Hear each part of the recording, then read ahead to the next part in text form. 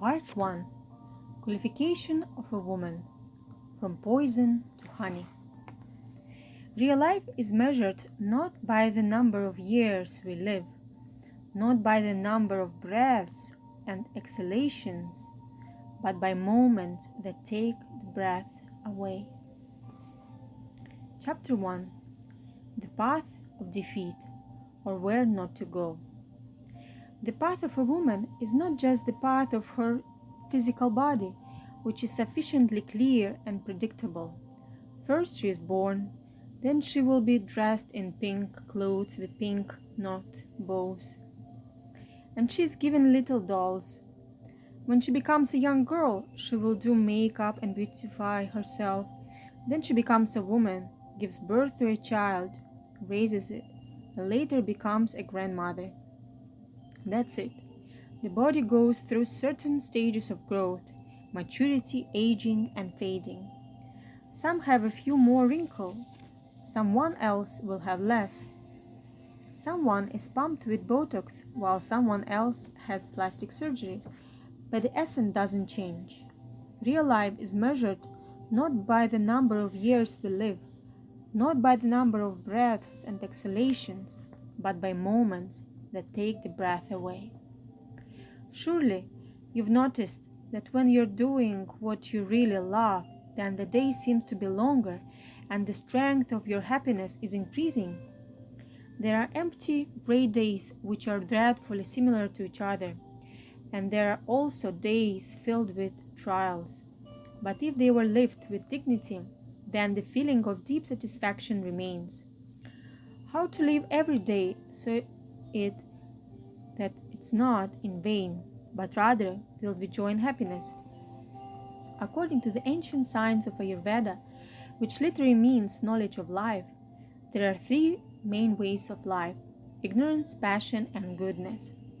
These paths are filled with completely different energies, different attitudes, and different qualities. Each of us has been going along all three at different times of our lives. Women who walk the path in ignorance are affected by the energy of the past. The minds of women who live in passion are controlled by the energy of the future, while women in goodness are under the energy of the present. Having analyzed and learned all three ways to walk the path, you can discover the gift of clairvoyance and anticipate your own and others' fate. You just need to move from the unconscious state to the state of awareness. The way of ignorance is like the fragrance of a rotten potato. The word ignorance is associated with a lack of education, a lack of culture and regression. But this concept can be attributed to the state of mind and its emotions. The dominating emotions in the path of ignorance are despondency, apathy, resentment, disappointment, laziness, alienation, and the desire to be shielded from everyone. Such a woman is chronically in a bad mood and relieves the sad events of her past.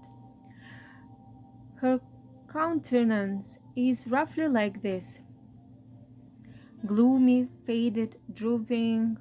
The corners of the lips and shoulders are lowered, and the eyes are extinct and sad. When you are in the presence of such a person, some have a feeling of irritation, anger, and a desire to move away, and others, on the contrary, feel an urge to help and support. But even when supported, people of this kind respond with and continue to persist on their own. I will reveal the criminal secret which must be comprehended, digested, and accepted in the heart.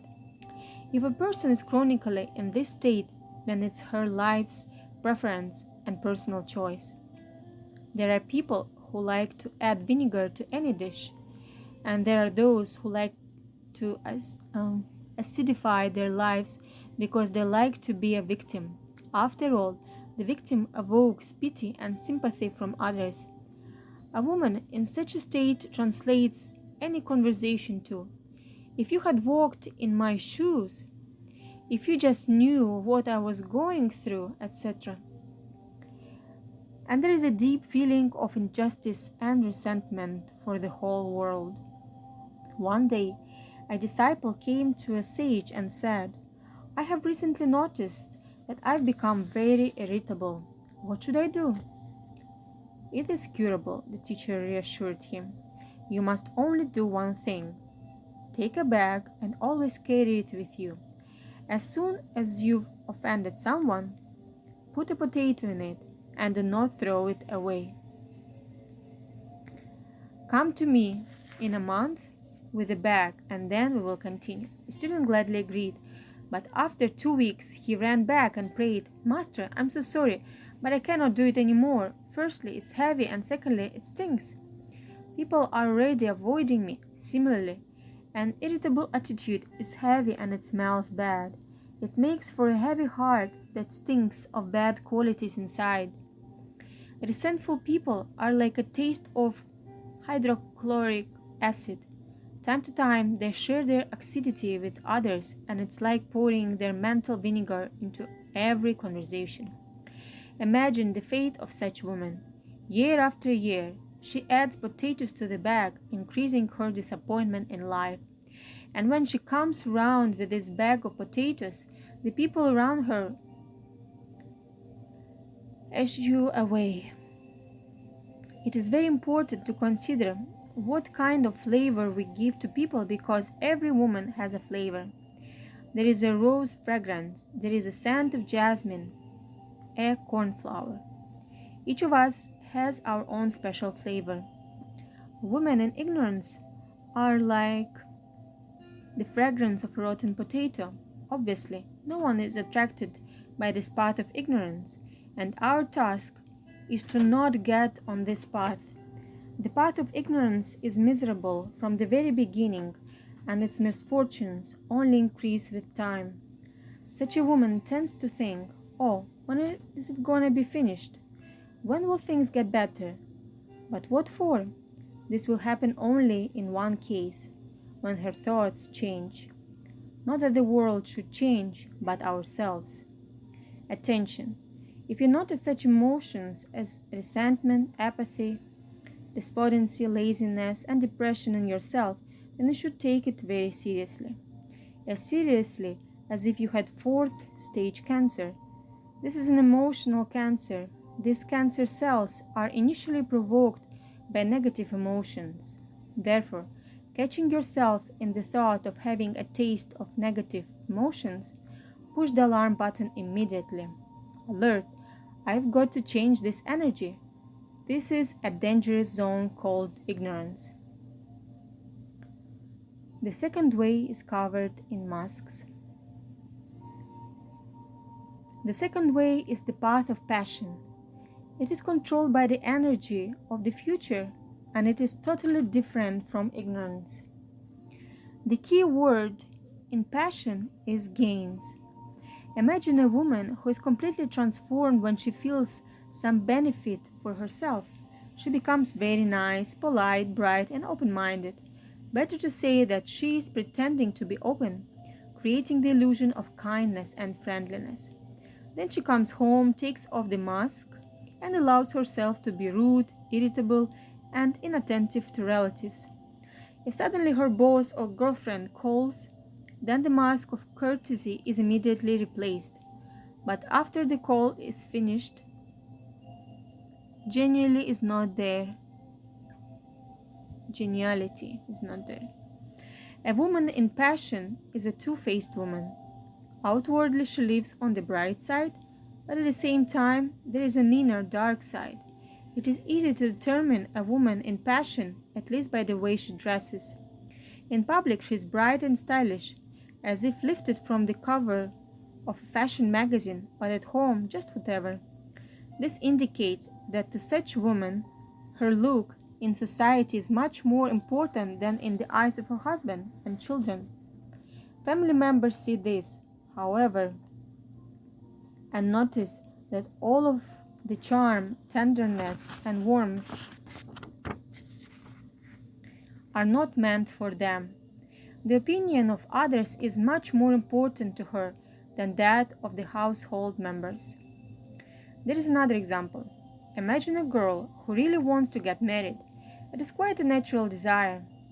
But when the hormones are gushing indiscriminately towards married and unmarried men, just trying to quickly find a husband, this is passion. Passion wants to chain to itself. It has a strong sense of possessiveness. I, me, mine. Therefore, the girl that puts on the mask of an affectionate, tender creature is outwardly charm personified, but on a subtle plane. Her feeling inside is the expectation of some gain in the future, and only time separates her from the moment when she will deliver the bill to her suitor. Imagine what happens if the guy will not pay this bill. She's invested so much, tried so hard, and spent so much energy on him. The feeling of inner dissatisfaction will grow until one day the patience will collapse and tear off all of the masks. If there are expectations and self-interest in the relationships of family life, then everything develops according to the same scenario. I gave him the best years.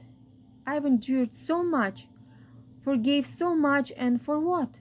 Women often lament when their marriage collapses.